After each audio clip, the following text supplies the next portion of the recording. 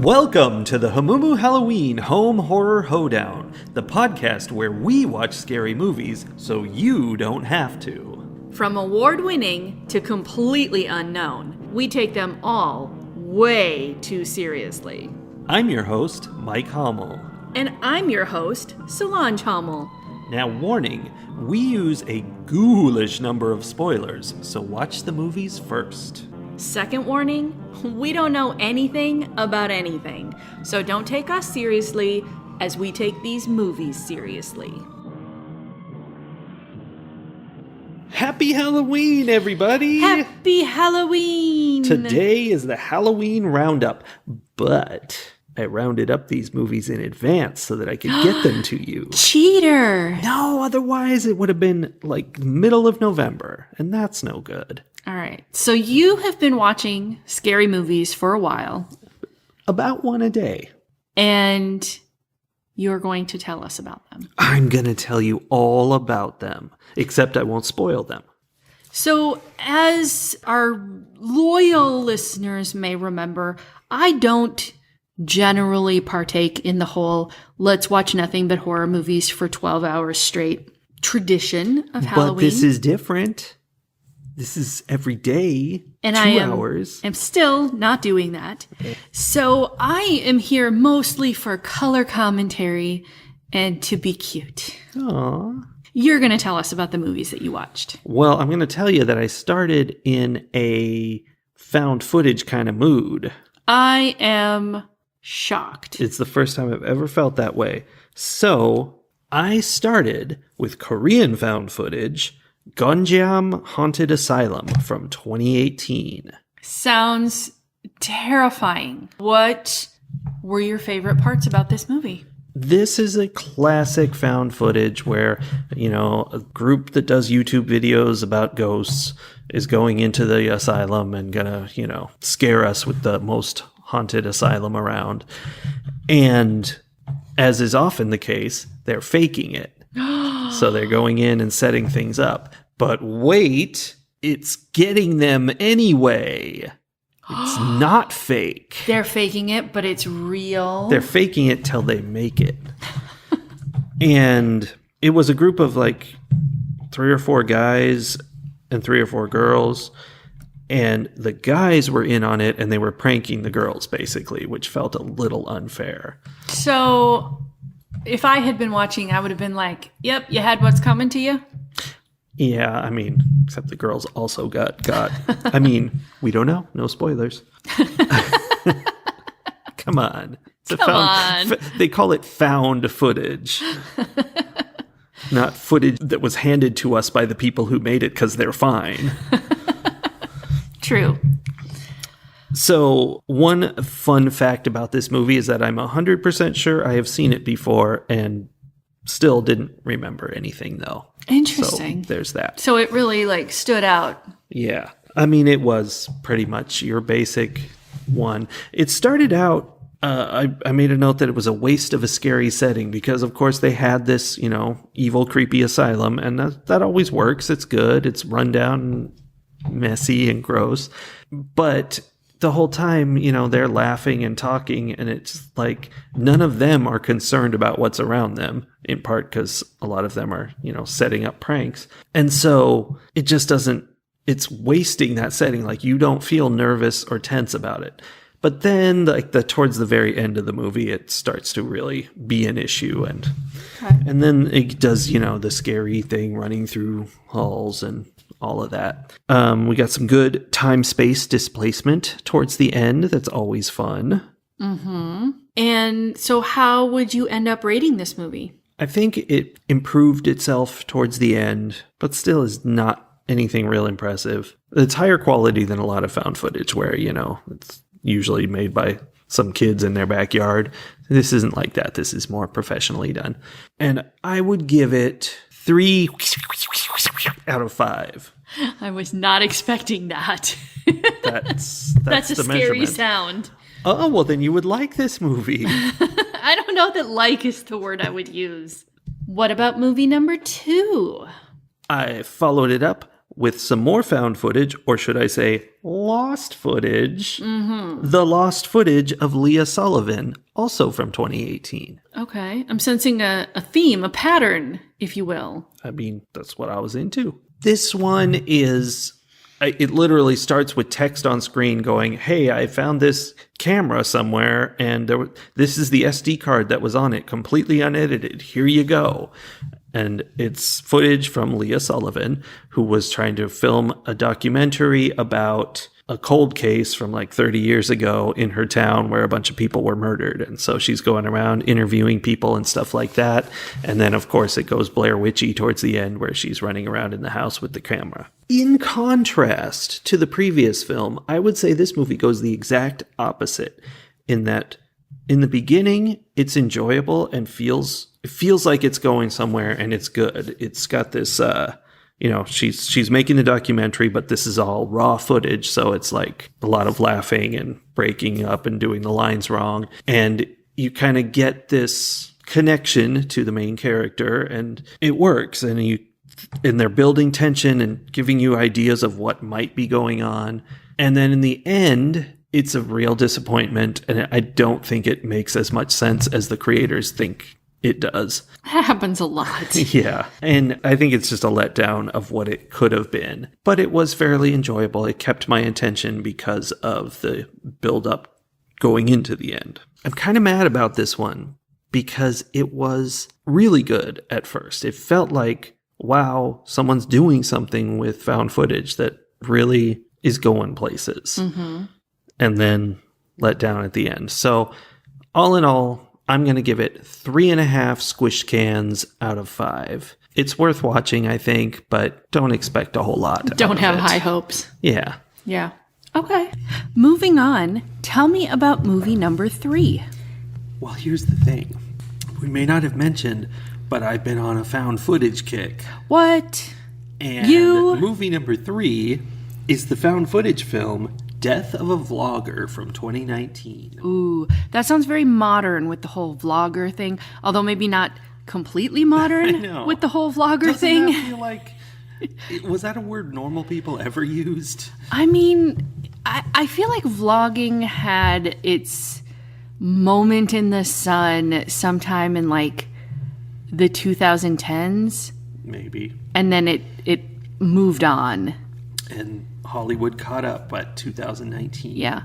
I mean, when I say it moved on, it just became like YouTubing. Like, people still do vlogs, they just don't call it that. Yeah, and I don't know. Whenever you hear blogger or vlogger, it's all weird. Like, no, that's just it's an influencer or something. You know, it's not... Yeah. It's very strange. The world is weird. Well, was Death of a Vlogger equally weird? It was sort of weird. What it was at first was a Paranormal Activity movie. Very delightful for you. We started with things moving around in this guy's apartment, and it takes this path back and forth where it's everything's fake, then everything's real, then everything's fake, then everything's real, back and forth a whole bunch. So there's a lot of that confusion, and a lot of it is about, what will you do to get followers and stuff, because obviously fakeness is about that. But then is it fake? Because suddenly it's not fake, but wait, was it fake? But wait, is it not fake? Etc. On and on. Which made for a twisty film. Like, you think you know what's happening, and then it turns out it's all flipped on its head again. Do you feel like it had a good number of twists, or was it too many twists? I don't think there are too many twists. Interesting. Cine twists, especially. Okay. This was very much a documentary format, where they were interviewing people and all of that. So that's always kind of fun to do. And I think they did it well all around. It was kind of dumb, like you would expect from a found footage movie, but still, the Paranormal Activity stuff is fun. Of course, then it's kind of shot in the foot when they're like, oh, but wait, it was fake. But then it's not fake. Right. But then it is fake. But I don't know. It's weird, like we said.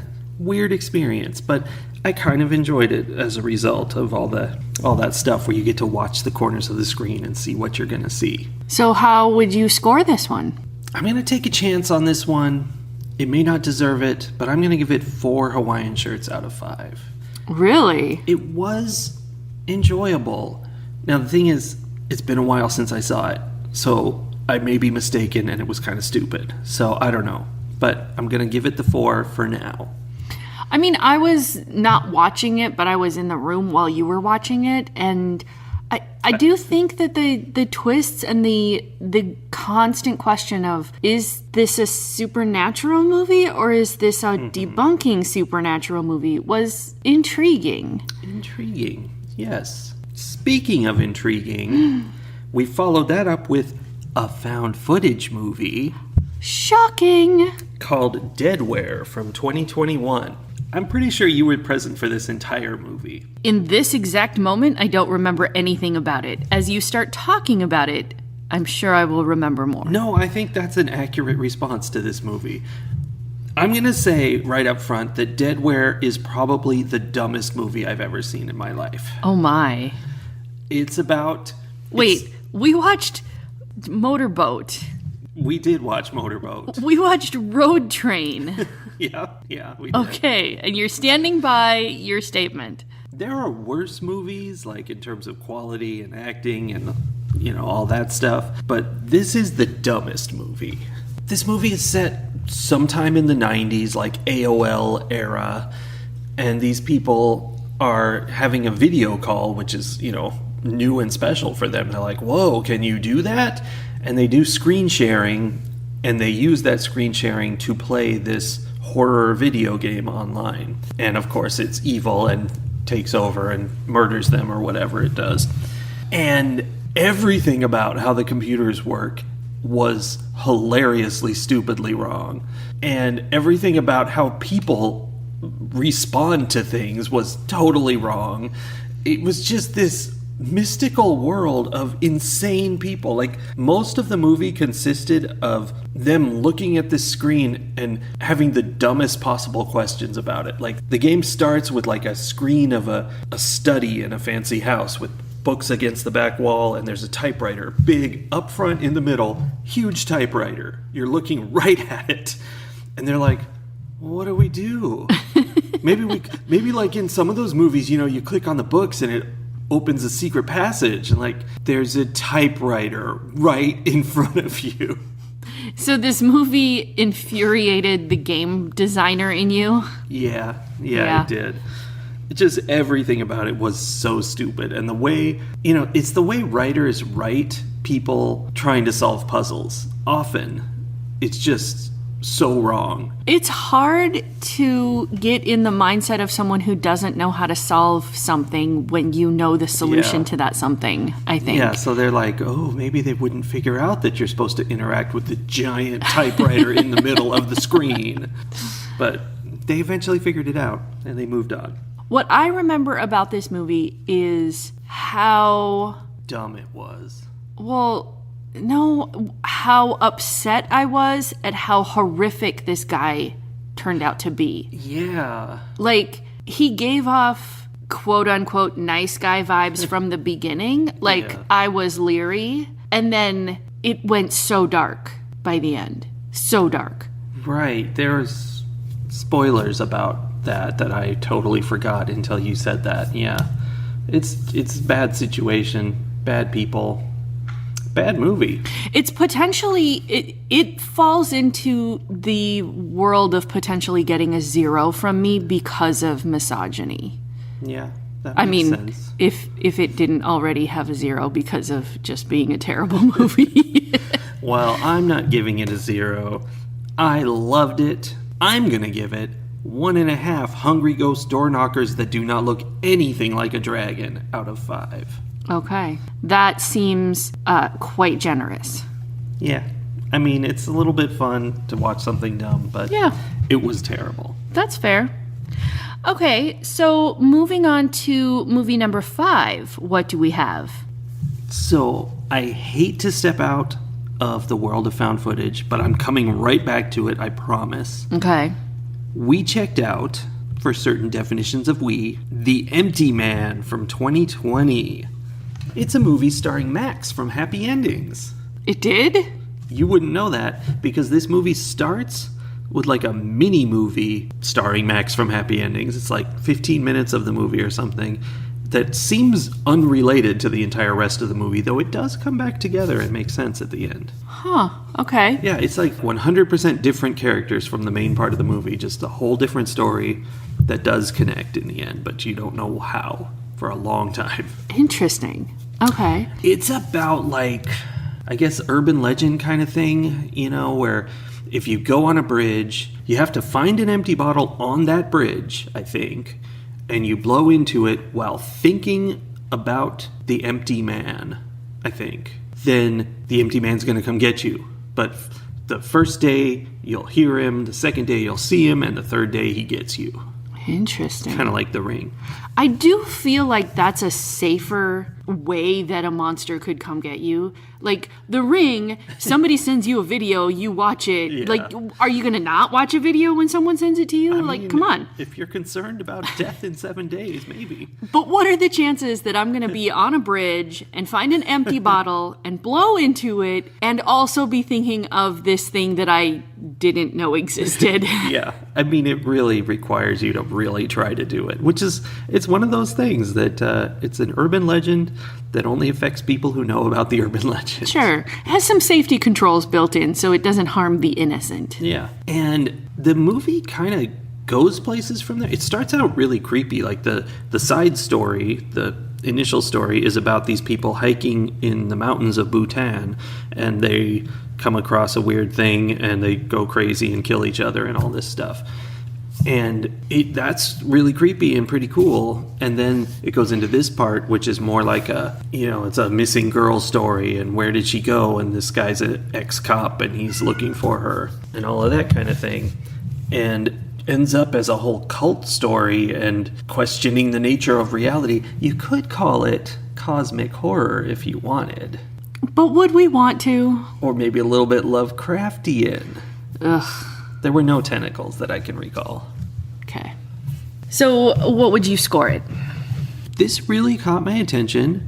I found it really interesting. And the best thing about it that so many movies fail at is that it all ties together and makes sense in the end. It's got all this mystery and it wraps up in a neat and tidy bow, which is why I'm actually going to give this 5 missing teddy bears out of 5. Really? Enjoyable. That is fascinating. I honestly did not expect for you to come across a 5 in your marathon watching. I was surprised too.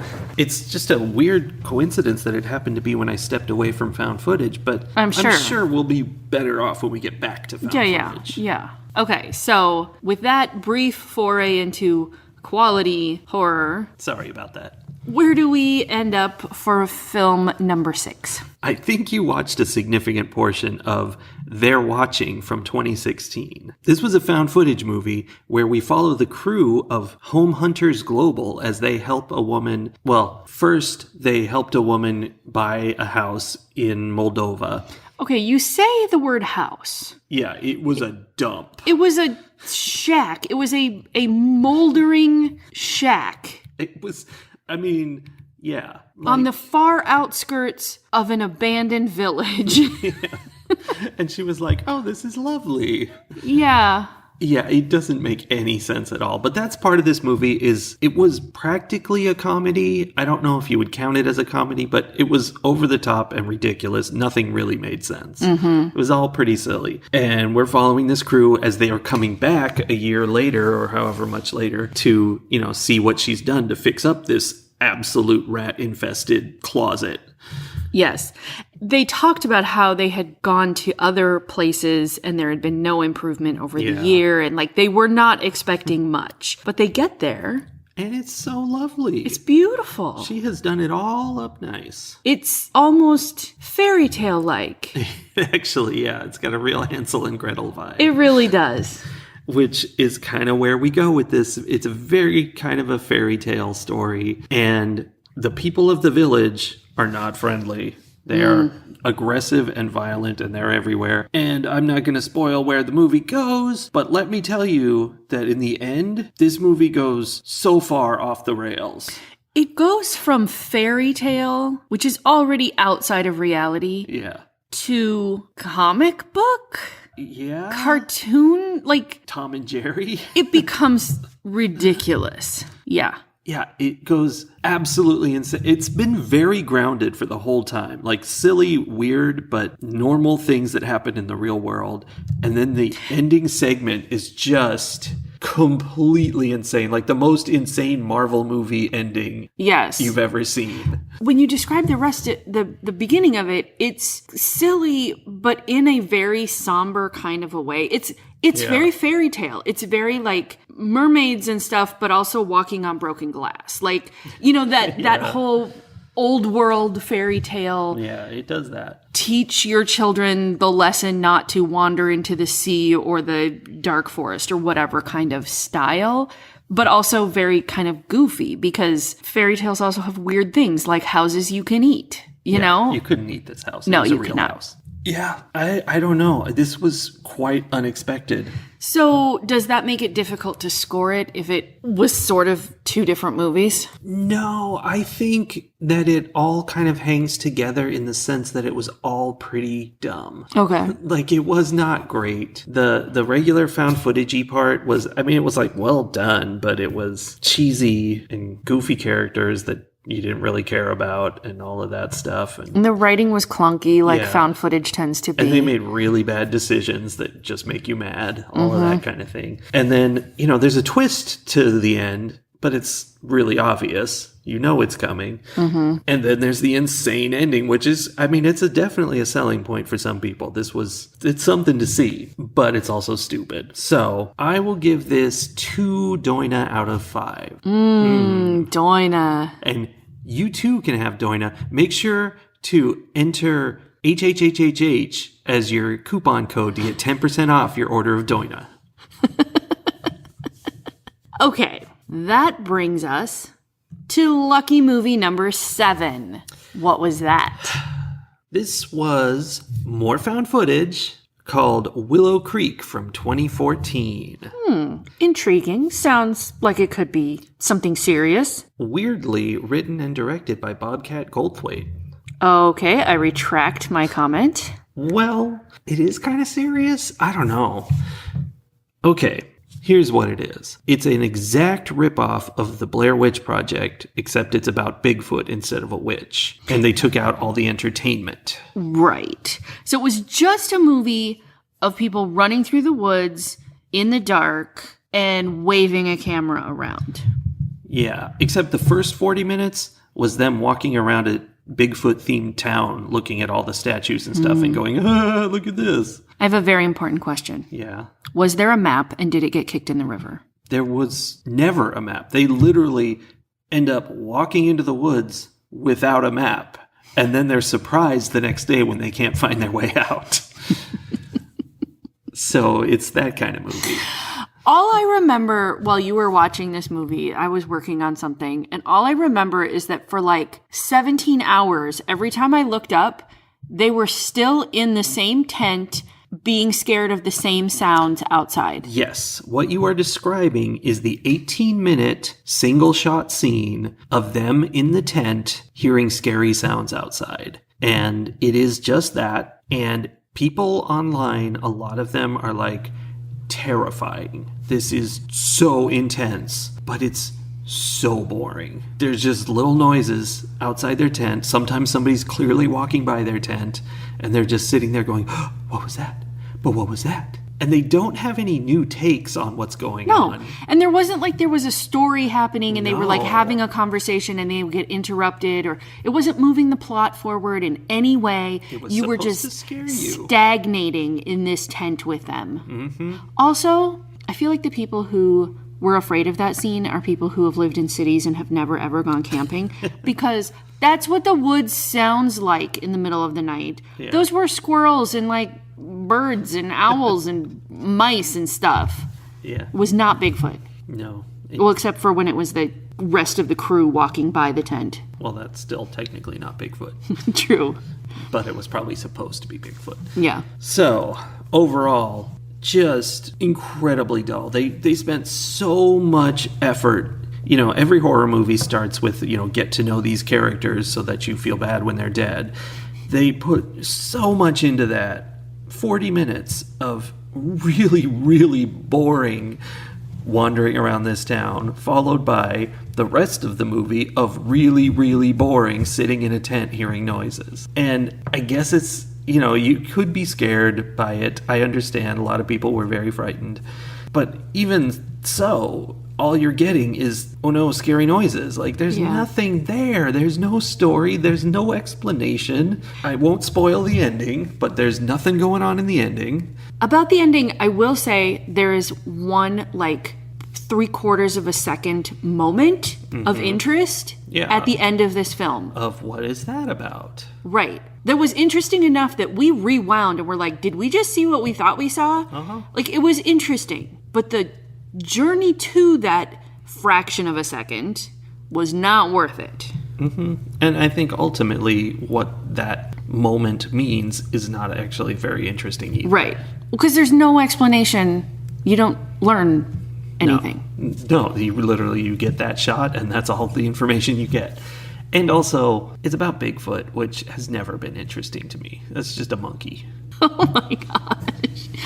Your sister would be so disappointed to hear that. Don't let her listen to this. Okay. So how are you going to rate this movie that you've described as boring on boring? It is boring on boring. I give this 1 Bigfoot burger out of 5. Okay, that's fair. Definitely don't watch it. It's not worth it. Okay. Moving away from the Bigfoot movie, tell me what movie number 8 was. Cropsey from 2009. Okay.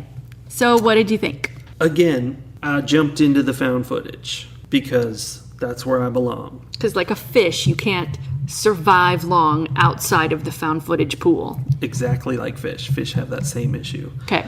And unfortunately, when I dove into this movie, which was recommended by more than one horror channel, I discovered that it's a true crime documentary. Has nothing to do with horror other than the fact that, obviously, murders. I mean, it was pretty horrible. But yeah, it was not horrific fiction. No, it was just literally a true crime documentary about the case of Andre Rand in New York, who allegedly, he was convicted, but... Of 1, right?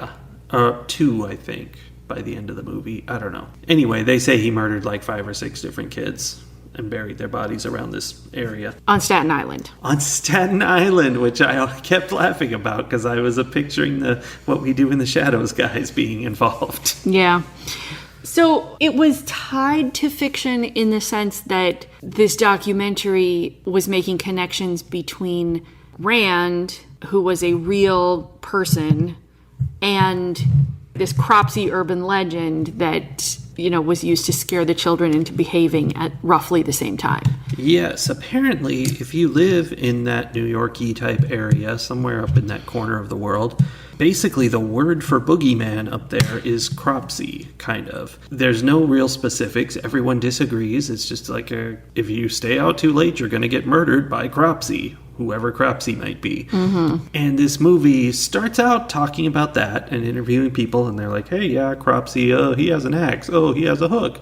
Everyone disagrees. And then it goes into the Andre Rand case and never mentions Cropsey again until the last minute of the movie where they're like, and yeah, he's like a Cropsey guy. Yeah, I think there was this idea, this loose association of that Cropsey sort of started around this asylum or this hospital for disabled children.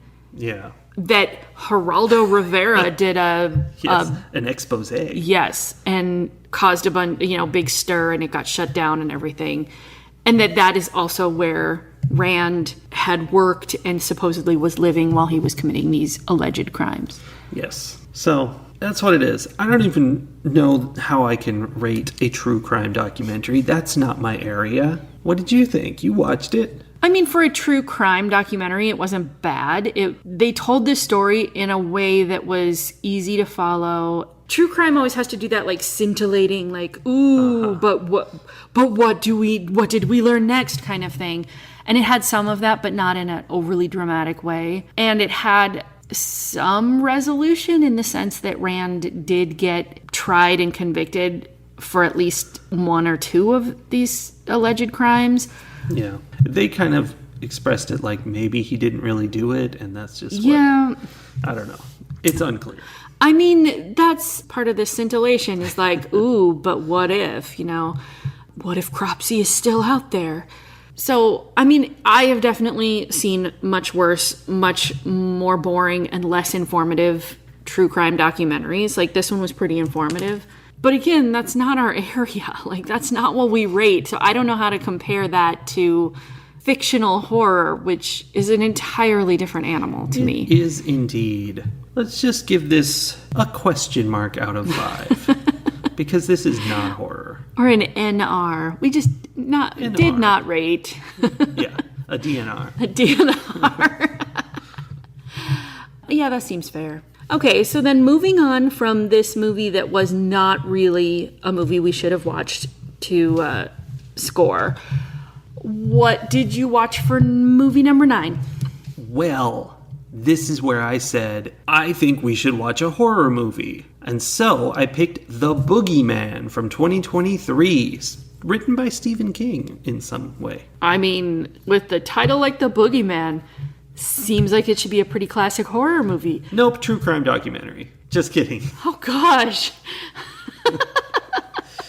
I was not watching this movie with you, and I was going to be like, very surprised to hear you had fallen into another documentary. I'm glad that wasn't the case. It was not. It's about the boogeyman. Kids are hiding in bed, closet opens, boogeyman comes in and eats them. That's what it's about. And it is, it goes right into it's rated PG-13, and that's what it is. It's one of those blockbuster PG-13 horror movies, It's kind of okay for the whole family. Wait, is this the one about the sisters? Yeah. Oh, I was watching that a little bit. Yeah. Okay. So it's, it's kind of for everybody, and it's fun, it's fine. I think they did a pretty good job. They had a real creepy monster that they didn't show. They showed a lot, but they didn't show too much until maybe the end where they totally did. And it was a lot of like in the shadows or, Yeah. Moving off in the distance in a room or something. Yeah, it was the boogeyman. Yeah. And so, I enjoyed it. It was just it was a romp. Because, it's like The Conjuring or whatever. It's horror for everyone. Just fun teen horror. As long as you're not that little girl who is being attacked by the boogeyman and no one believes you and everyone thinks you're just being dramatic because your mother died. Yeah. I'm not. You're not. So it was fun. How would you score the boogeyman then? I'll give it 3.5 Saudi glowing orbs out of 5 because it was enjoyable and nothing real special, but I would recommend it just for a fun little horror movie. Okay. I would say what brings it down is that it doesn't have any real point to it. There's nothing deep about it, but it is one of those horror movies, very common, which is not so much about horror as it's actually about grief, and that's kind of the whole thing's a metaphor for grief and how you handle it. So, it does have some art to it, too. So, what am I to complain about it? Let's give it 4 glowing Saudi orbs out of 5. Wow. You know what I would complain about with that? What? The absolutely horrible therapists that those girls were going to. Yeah, that was bad. That was really bad. One of them was someone they were going to, and one of them was their own dad, and neither one of them were any good at therapy. They were quite terrible, yes. Okay, so you've upped that one to 4. Yes. Then what did you watch next? Next up is a Romanian film of found footage because, Because for number 10, we're circling back around. I wish I had checked out videos online to get a good list of found footage before I started because I would have watched all found footage if I had it available. Yeah, well, so good. Lucky for you, there's going to be more found footage to be had in the future. Can't wait. So tell me about this Romanian found footage. Be My Cat, A Film for Anne from 2015 is a film that I had heard about maybe 5 years ago. I've been hearing about it for a long time, couldn't see it. Turns out it's just sitting there on Tubi. You can watch it right now. It is a very unique type of found footage. It's this guy, he says he's a filmmaker, and he wants to make a movie with Anne Hathaway.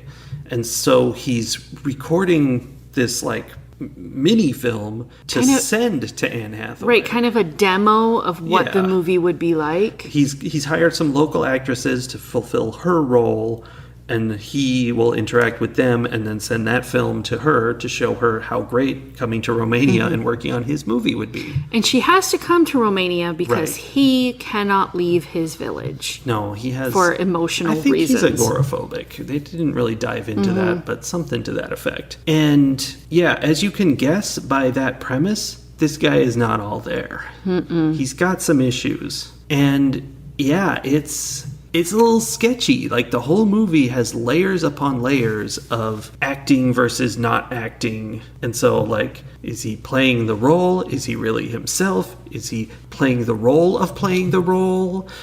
And same with the actresses. And it gets convoluted, and it's a little upsetting, like, in real terms. Especially when you look on IMDb and find out that he filmed this with no one else around, just him and the actresses, and you wonder how they felt about that. Right. It was plausible enough in the insanity and the way he was essentially manipulating and bullying these actresses into doing things that they knew they shouldn't be doing and that weren't safe, but that they couldn't quite pinpoint why it wasn't safe or how to get out of it in a way that wasn't gonna upset the patriarchy. And so then terrible things happen to them, but it's all done in such a plausible way that you're like, but wait, did the actress playing this actress know, was she safe? Yeah, it's pretty weird. And as a little twist, the video I watched that told me to watch this movie and reminded me to put it on my list mentioned the guy who directed this is a really nice guy, and he'll leave you messages, on the reviews you write. And on that YouTube video, he left a comment saying, "Oh, so thanks so much for telling me I'm a nice guy." And now I'm very afraid that he's going to reply to this review right here. Luckily, it's the roundup, so he might not notice. Yeah, it was... When you think about that, like, it's hard not to conflate the person making the movie with the character that person is playing in the movie. And then, so, like, from what you were reading, this guy is also, like, a deep method actor who I suspect has a few similarities with the character that he plays, who was playing a method actor, but crazy. And you're like, well, how many similarities do you have? Yeah, it's a little scary. I found it fascinating to read about how when the movie was being filmed, they used like this 2-language system to like sort of as their safe words. Like the movie is filmed in English, so anytime the actresses went into Romanian, then that was them being like breaking character and like getting back into the real world, or I guess, not just the actresses. Like that was what was used as the, okay, now we're out of the movie and we're talking like real people. Except that every once in a while, in the most dangerous moments of the movie, the actresses, rightfully, fell into their native language, because that's what happens when you are most scared and, angry and whatever. And I'm like, okay, wait a minute. So your safe word was something that happens anyway in the most dangerous situations. Yeah. And there's a part in the movie where something terrible is happening to one of the actresses, and she starts screaming in Romanian, and the movie suddenly cuts a little bit ahead to where he's like talking to the camera and going, okay, well, I got to do this now. And I get the impression she may have stopped the filming right there. And I mean, that makes sense. It's a little yikes. I don't know. The whole thing's very trippy, artsy, because he apparently only used the first takes of everything he filmed. I mean, he didn't use everything he filmed, obviously, but he only used first takes because he felt like those were the best after he tried, selecting takes. Filmed like 40 or 50 hours of film? 25 hours. Oh. But that's still a lot. He had to go through all that to chop it down into a movie. Yeah, and that's what he made. There were a couple times after we saw that he had like just filmed all of these hours and then trimmed it down. I was like, oh, there are moments where he says the same line in a couple different ways, like with like subtle differences. And he's like repeating himself. And I was like, I wonder if he did that initially because he wasn't sure which line read he wanted to use. But then he ended up keeping them all because the fact that the guy was saying things multiple times over and repeating himself made him sound a little crazier. Like, yeah, it was very interesting. Yeah. So, I mean, again, a great fun film where women are being brutalized for no reason. And where it might possibly be a snuff film, we don't know. We don't know. Pretty unlikely. But we don't know. Like he kept telling the actresses, everybody knows we're making a film. So they're not going to come if you scream. Yeah, we're not going to even check. I told them all that we're making a movie. Yeah. So it's that. And I actually will say that I enjoyed this. And I feel like it's bad for me to say that. And my wife's not going to like me anymore. But the way he acted, he was very friendly and sneakily friendly. Like he would be putting chloroform on someone and they're like, no, and he'd be like, no, it's okay, it's just chloroform, I'm just putting chloroform on your face. Like he's telling them the truth, but what the truth is bad. They shouldn't want that. No, I sort of had the same thought as I was watching this. I'm like, I'm gonna score this movie pretty high, and I'm gonna feel bad about it. Yeah, but it's the art, it's the artistry of it. It's that it was very clearly, carefully thought out, and all of those layers that make you think about not just the fictional horror, but also the potential for real horror buried in there. Yeah. It made it something extra. Yeah, I think. Just the way he delivered his things, and I really liked the ending. There's an ending to it. Like it's not like usual found footage where everybody just gets killed and falls dead in a corner. Like some stuff happens and it kind of resolves in a cool way, and I really enjoyed that. So I thought it was just kind of good. Here's the thing though, the ending to me, and I don't want to give it away, but the ending felt like there could be some ambiguity there. Yeah. And it sort of depended on like how you want to make it end. Like, do you want this to have a horror movie ending or a horror movie ending? Yeah. But I mean, the way it led up to the very ending was clever and interesting. Agreed. And it was enjoyable. So, I mean, I think I would give this movie 4.5 Anne Hathaways out of 5. Yeah, that's a lot. I will give it 4 Anne Hathaways out of 5. I hope she shows up, comes and talks to us about this movie. All I could think was I hope she stays far, far away. I was kind of hoping it would end with a cameo. That would have been fun. That would have been really something. That would have made me feel better about people not actually dying during the movie. True. Pretty sure Anne Hathaway wouldn't be connected with a snuff film unless it was just at the very end and it's like a recreation of that one scene he was doing with the one girl where she was just walking by after she left work and she's like walking down the sidewalk and he's following her. And the rule is don't let him get closer than 1 meter to you, but don't run. Right. Very interesting movie. Something tells me though Anne Hathaway has a little more security around her than these no-name actresses. Yeah, probably. So that's 10 movies. A perfect number for a roundup. We could have ended there. And yet, we decided to put the icing on top of that cake of 10 horror movies by watching Rob Zombie's remake of the classic Halloween from 2007. Indeed. We have in the past reviewed the original Halloween with horror goddess Jamie Lee Curtis. We've done that. We reviewed H2O, which was like the 20-year reunion remake. No, it's just a sequel. Sequel. There's so many sequels. Okay.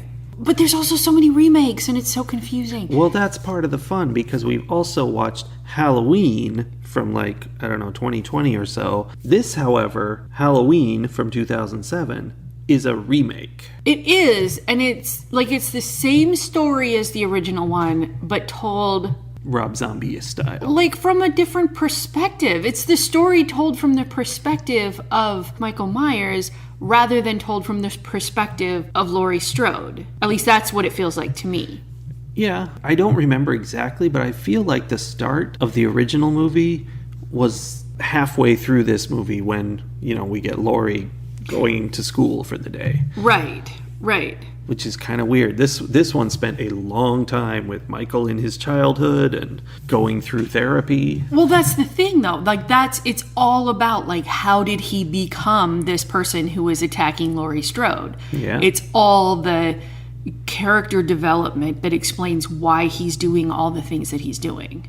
Why does he not attack the babies in all of the movies? That's like a thing, true. Right? Like, he doesn't kill babies or infants or toddlers or even kids. Does he kill kids at all? I don't think so, but we haven't seen most of them. True. But I thought it was fascinating that it was like looking at how society turned him into what he was. I mean, he started pretty messed up. Yes. But then none of the things that happened to him in the world did anything to improve on that. And they were just making it worse. That's true. Maybe that's some of that class warfare you were talking about. Well, here's the thing. Okay, I know we have had this conversation before, but the critics always pan anything Rob Zombie does. And I'm sorry, the man is an artist, and he has a distinct message that is in all of his movies. And it is essentially the class system in America is messed up and is the cause of all that is horrific in the world. I can see that. But I thought it was very interesting how this one, like all of the beginning, where you're seeing how he's growing up, and his mom's an exotic dancer, his dad was some kind of blue collar something who was injured and couldn't work anymore. Mm-hmm. He was terrible.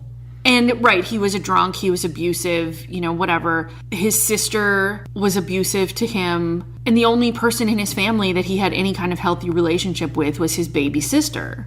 Yeah. But it compares so much to what I remembered from all of the Laurie Strode focused movies, where you see Laurie Strode as being this like very well-adjusted upper middle class girl, right? And to see the total distinction between how she was raised and how he was raised, and then to think about the fact that they're from the same family.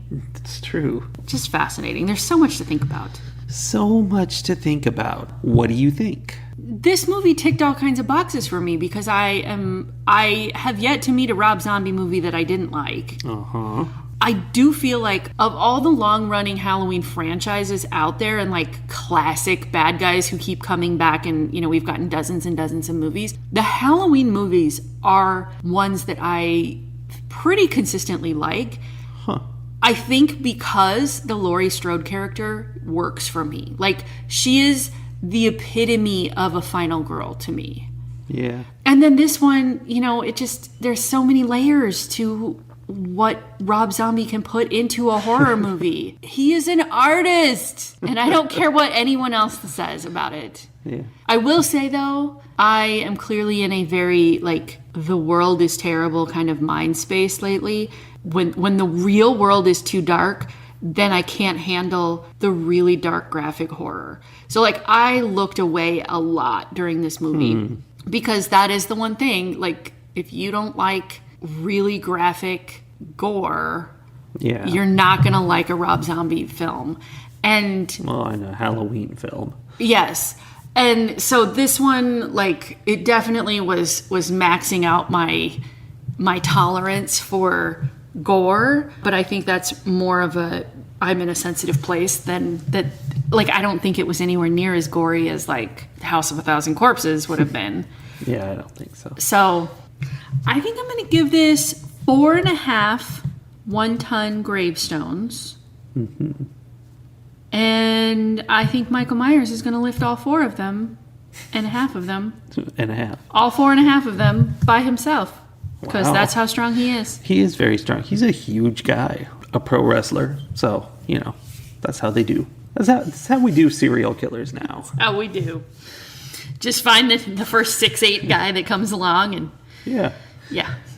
And I mean, these kind of movies, they're not my type. Like the centerpiece of these movies is, these brutal kills, but there's nothing interesting about it. It's just choking people and sticking them to walls with a knife and stuff. Like, it's not something cool or interesting, but people are into it, and I'm not. So I enjoyed the fact that a large portion of this movie was about how Michael Myers came to be who he was. And so I think this might be my favorite Halloween movie, but I don't really like Halloween movies that much. I think this is my least favorite Rob Zombie movie that fair. we've seen. Yeah. So I don't know. I'll give it 3 one-ton gravestones out of 5. Okay. So that's the Halloween Roundup. We rounded them up. Rounded them up. And now you can go watch them yourself. Enjoy.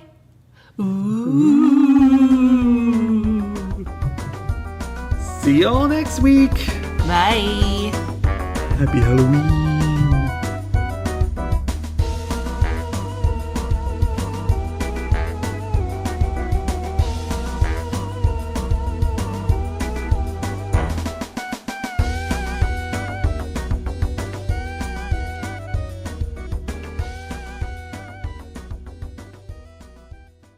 Movie review chart. Boop boop.